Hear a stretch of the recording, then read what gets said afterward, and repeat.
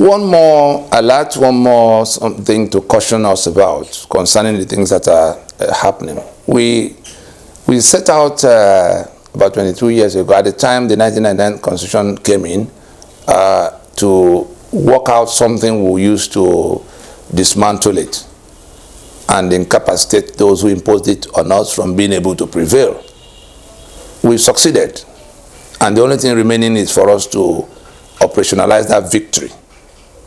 That's what we rolled out the Constitutional Force Majeure in December of 2020 to begin to do.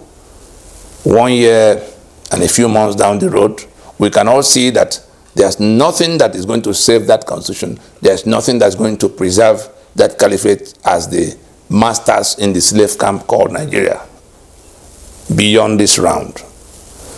And so there's something that is going on, and we considered it necessary. We had to look at it a whole number of times, and the decision was taken a few days ago to bring it to the public knowledge and to remove the controversies that could come from it up front.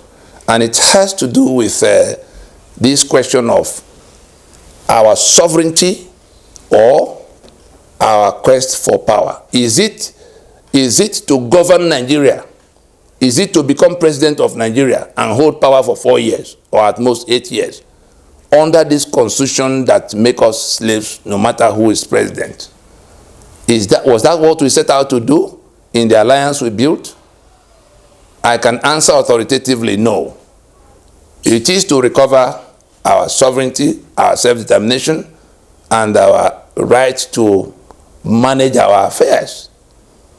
Whether we remain in federation or we dismantle the federation because we can't find a common ground into independent units, whatever is going to be end product must be on account of our self-determination, meaning that we'll go to referendum.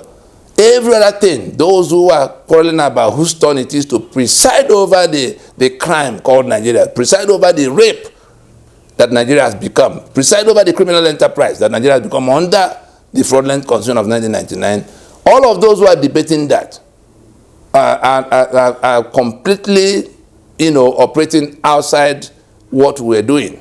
And the reason we had to bring that to our notice at this time is that there is this South and Middle Belt Leadership Forum.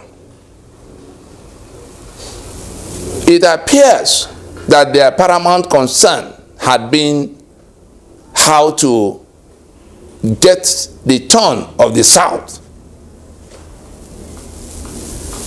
to be president.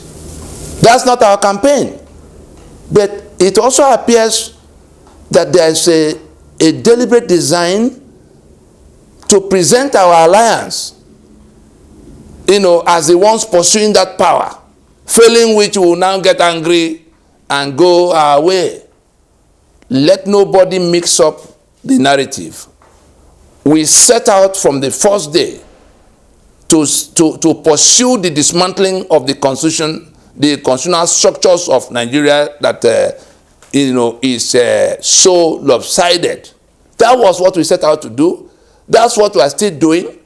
That's where we've never turned left or right. So those who are also presenting that alliance of the South and Middle Belt as pursuing power, their turn at power, are on a totally different campaign. The reason we had to make this broadcast is that they are going to their primaries in the days to come. We are hearing about consensus. All kinds of things will happen after the primaries, and people will begin to come back to their senses. That it is the structure, the constitutional structure of Nigeria, that is the urgent question to be resolved, not who will govern. The engine of Nigeria is knocked, so it's not the driver we're looking for. I'm quoting Peter Obi now. I do not know what has changed from what he saw when he first said this to now that he's offering himself as driver to lead us, to carry us to El Dorado. But Peter Obi aside, and all of those who are throwing all kinds of things, let it be clear that the reason, the objective of NINAS is to take down the constitution that is not working for anybody. That is the Nigerian Indigenous Nationality Alliance for Self-Determination, as you see in this map. The South and Middle Belt particularly are the ones, you know, their pursuit is the dismantling of the unworkable unitary constitution into a transition that will rework, that will midwife the referendums and all the reworking according to that, the 5 points of proposition contained in the December 16 Constitutional Force Majeure proclamation. It's still there. Everybody can go to see it at www.ninasvoice.org.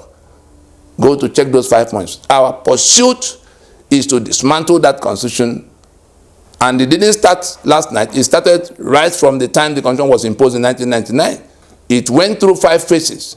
We saw Pronaco conference. We saw the MNN that challenged the basis of the constitution in 2007. We then saw the solemn assemblies of the Lower Niger, the Yoruba, and the Middle Belt between 2015, 2017, and 2018. And then the Freedom Park Proclamation of December 11 in 2018, before the grand finale, we call the Constitutional Force Majeure, December 16, 20. So we are saying this so that nobody comes to, you know, shift the goalposts or water down or you know, distort our campaign. Those who are going to lose out in the primaries, in the electoral contest, they chose to go when we were telling them not to go. They didn't listen to us. Those who will come from that, who will come out with broken head and broken limbs, and now come to say that it is because they did not give them their turn to preside over the criminal enterprise called Nigeria, that they are now fed up with Nigeria's structure. When they come back from their gambles, they will have to join the queue. They are not going to come and stand as the ones leading us in the talk about structure that is not working. If they knew the structure was not working, what was the purpose of going to pursue power under that structure? We are not going to allow our campaign to be diminished. We suffered it in 2015 when we had put so much pressure on Jonathan that he called the conference of 2014. And then those who were telling us to leave all those things, let us get power another 4 years, they didn't listen to us. Election happened in 2015. And then when they lost that, they came back and began to create the impression that it was because Jonathan lost the election that we began to talk about these things. It weighed down. It diminished what we were saying because it afforded the APC of the time an opportunity to begin to insult everybody, to say, because the man who was stealing and sharing the money for all of you had been defeated, you are now all throwing tantrums about a constitution that's not working. We're not going to allow it happen this time. Those who chose to go to pursue political power, as in presidency of Nigeria, under the 1999 constitution, must stay with their decision. If they come to the end of the road in that wrong pursuit, they will have to go and join the queue, long wherever it stops, behind those who were not pursuing power, but were pursuing, you know, the dismantling of unworkable constitutional arrangement. We needed to say this before before it comes to where they will come from wherever they've gone, to come and say, now the constitution is bad.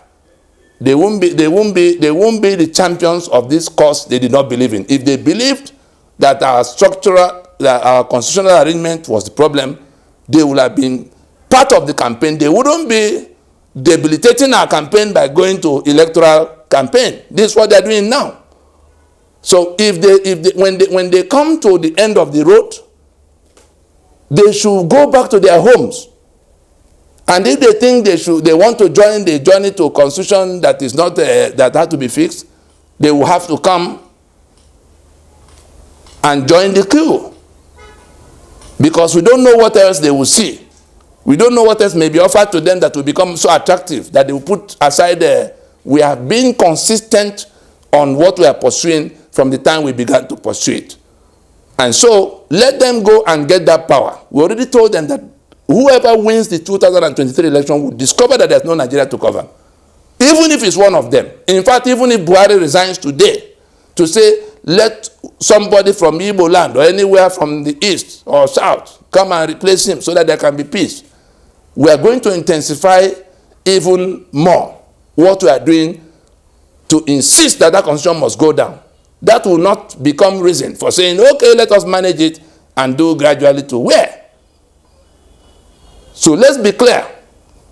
Our proposition is that we should stop the journey to 2023, go to transition and rework the damaged constitutional basis of Nigeria in 2 stages that will begin with referendums to recommit or to opt out from the union imposed and defined by the 1999 Constitution. And then in the second layer, going by the outcome of such regional referendums, we can then go to discuss the terms of Constitution. Like the preamble to the Constitution, we are rejecting, in the case that it says, it starts with the first lie, that we the people have solemnly resolved to live together as one indivisible country. Then it goes to another lie, do hereby make and give unto ourselves the following Constitution. It is these 2 lies that NINAS had worked for 22 years to try to resolve. It's these 2 lies that Ala-Igbo pointed out to everybody as the reason they were demanding for sovereign national conference. It's these 2 lies that are about to be resolved now that our alliance has built a solid consensus against that constitution and those who are trying to use it to continue the crime called Nigeria. Enough of all this, and we believe as a word should be enough for the wise old seniors who gather on our behalf in those platforms mentioned. Thank you.